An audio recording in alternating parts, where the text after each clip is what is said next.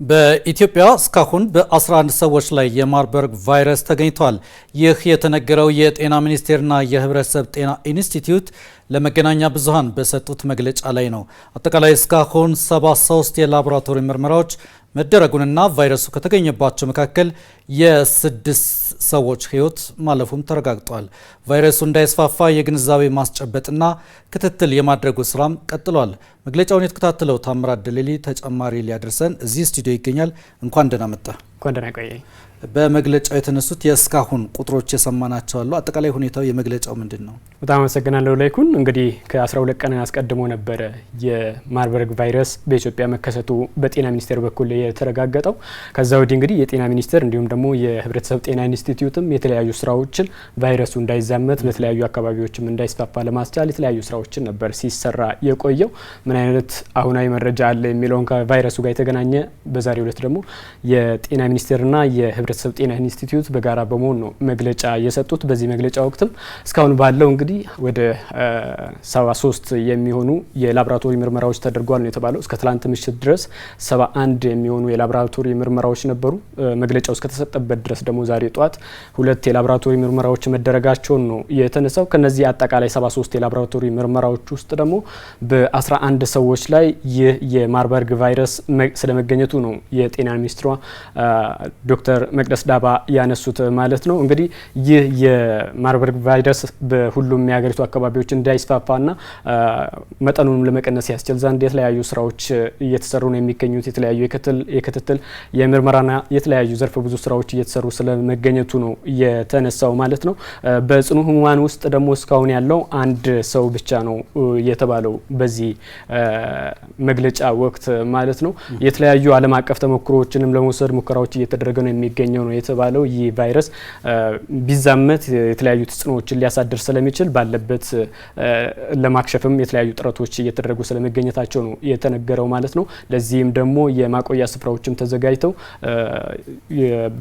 የተጠረጠሩ ሰዎች ወደ ማቆያ ስፍራ እንዲጓዙም ጭምር ነው የተነሳው ማለት ነው። በዚህ መግለጫ ውስጥ እስካሁን ወደ 349 የሚሆኑት በለይቶ ማቆያ ውስጥ እንደሚገኙ ነው ያነሱት ዶክተሯ። እንግዲህ ከነዚህ 349 ተጠርጣሪዎች ውስጥ ወይ ደግሞ 119 የሚሆኑት የልየታ ጊዜያቸውን ጨርሰው መውጣታቸውንም ጭምር ነው ያነሱት ማለት ነው። ቀደም እንዳነሳሁት በ1960ዎቹ አካባቢ ነው በጀርመን ይህ ቫይረስ ለመጀመሪያ ጊዜ የተከሰተው ማለት ነው። ከዛ ወዲህ በአፍሪካም አንዳንድ አካባቢዎችም ተከስቷል እስከ 2024 ድረስ። በዚህኛው ዓመት ደግሞ በኢትዮጵያ ነው የተከሰተውና ይህን በቫይረሱ የተጠረጠሩ ሰዎችን ለይቶ ማቆያ ውስጥ እንዲገቡ የተለያዩ ስራዎች እየተሰሩ ስለመገኘቱ ነው ሚኒስትሯ ያነሱት ማለት ነው። በዚህ ጉዳይ ላይ ያነሱትን ደግሞ ተከታትለን እንመለሳለን።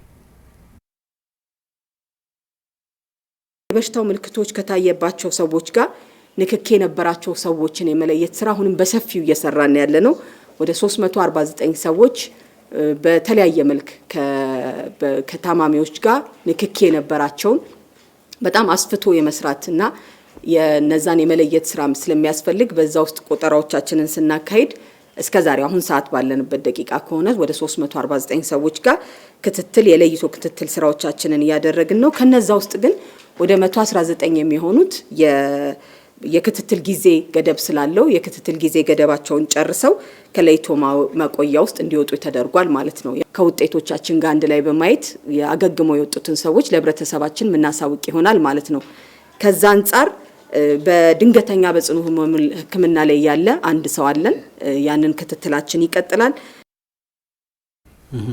እንግዲህ እነሱ ሚኒስትሯም እንዳነሳችው 119 የሚሆኑት የክትትል ጊዜያቸውን ጨርሰው ከማገገሚያ ስፍራው ወጥተዋል ማለት ነው። ይህ ተጠናክሮ የሚቀጥል ስለመሆኑም ጭምር ነው ያነሱት። እስካሁን የተሰሩ ስራዎች በስፋት የተለያዩ መገናኛ ብዙሃንን በመጠቀም እንዲሁም ደግሞ በስፍራውን በመገኘት የግንዛቤ ማስጨበጥ ስራዎች እንዲሰሩ መደረጉን አንስተዋል። በተለይም ደግሞ በድንበርና ኬላዎች አካባቢዎችም ላይ የተለያዩ ጠንካራ ክትትሎች እንዲደረጉ ስለመከወኑም ጭምር ነው ያነሱት ማለት ነው። በሚቀጥለው ሳምንት ደግሞ በቀጣይ ሳምንት ላይ የፖሊዮ ዘመቻም የሚደረግ ስለመሆኑ ነው ያነሱት። በተለይ በዛ ቫይረሱ በተገኘበት ደቡብ ኢትዮጵያ አካባቢና በተለያዩ ሀገሪቱ ክፍሎችም የፖሊዮ ዘመቻ ይጀመራል ነው ያሉት። ከዛ ባሻገር ደግሞ ተንቀሳቃሽ ላብራቶሪም ወደ ስፍራው እንዲሄድ መደረጉን ያነሱት ይህም ደግሞ ከፍተኛ ቁጥር ያለው የላብራቶሪ ምርመራ እንዲደረግም ጭምር እገዛ ስለሚያደርግ ይህ ወሳኝነት እንዳለውም ጭምር ነው ሚኒስትሯ ያነሱት ማለት ነው። አጠቃላይ በመግለጫው የነበረው ይህንን ይመስል ነበር።